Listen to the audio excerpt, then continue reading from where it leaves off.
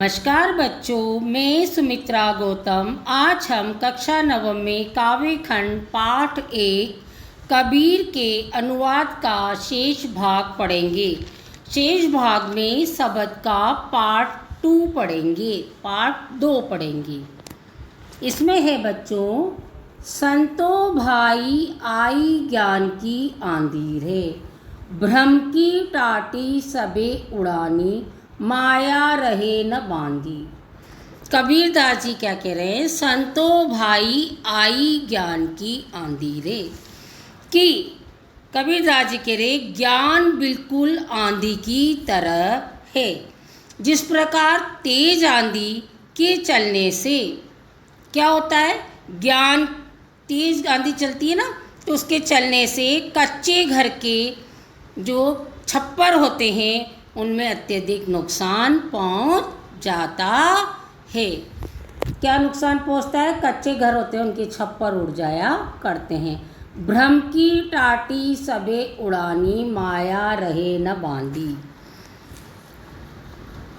भ्रम की जो टाटी है, भ्रम रूपी जो टाटी है, वो क्या है? सबको समाप्त कर देती है। माया रहे न बांधी, और माया का बंधन किसी को बांध नहीं सकता है।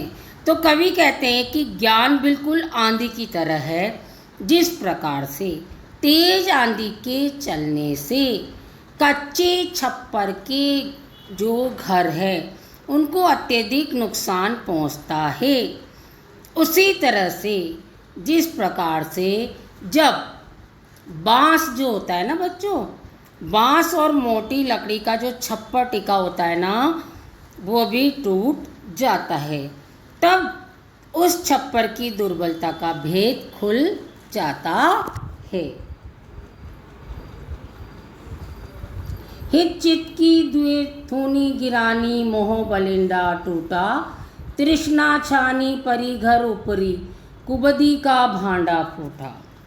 देखो क्या होता है बच्चों कि छप्पर की दुर्बलता का भेद खुल जाता है। ठीक उसी प्रकार घर यदि मजबूत और पक्का हो, हमारा घर जो है ना बच्चों, अगर ये मजबूत हो और पक्का हो तो उसे कोई भी आंधी प्रभावित नहीं कर सकती है। जब व्यक्ति ज्ञान प्राप्ति कर लेता है तब उसके मन के सारे भ्रम मिट जाते हैं। भ्रम की टाटी सबे उड़ानी, यानी भ्रम की जो टाटी है वो सब समाप्त हो जाती है। ज्ञान की शक्ति के आगे मोह माया का बंधन क्षणभंगुर हो जाता है।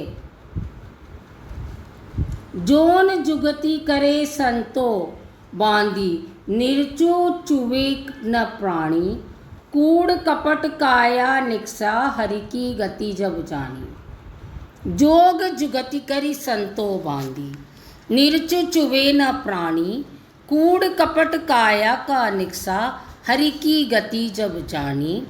आंधी पीछे जो जल बूठा, प्रेम हरि जन भीना, कहे कबीर भाण के प्रकटे, उदित भया तब खीना।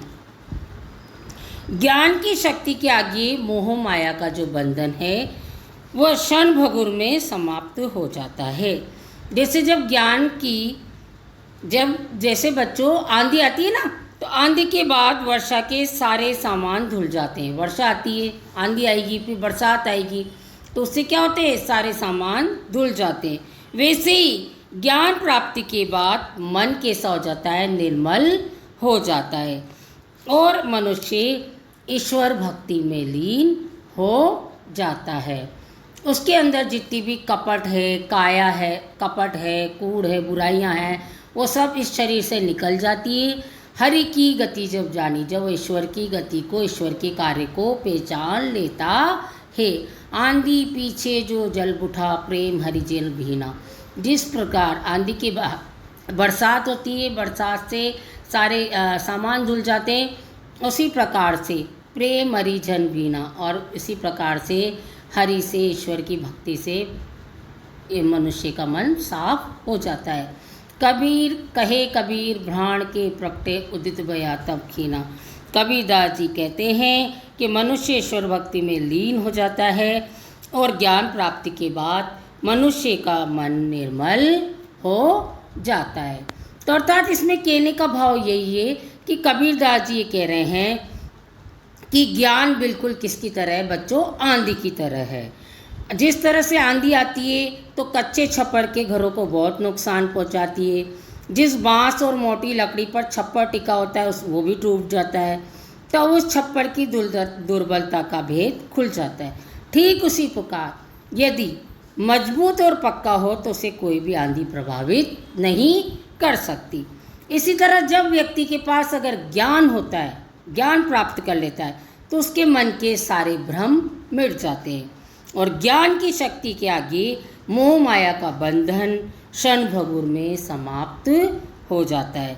जैसे आंधी की बात बच्चों वर्षा के से सारे सामान धुल जाते हैं, वैसे ही ज्ञान प्राप्ति के बाद मन निर्मल हो जाता है और मनुष्य ईश्वर भक्ति में लीन हो जाता है। धन्यवाद बच्चों।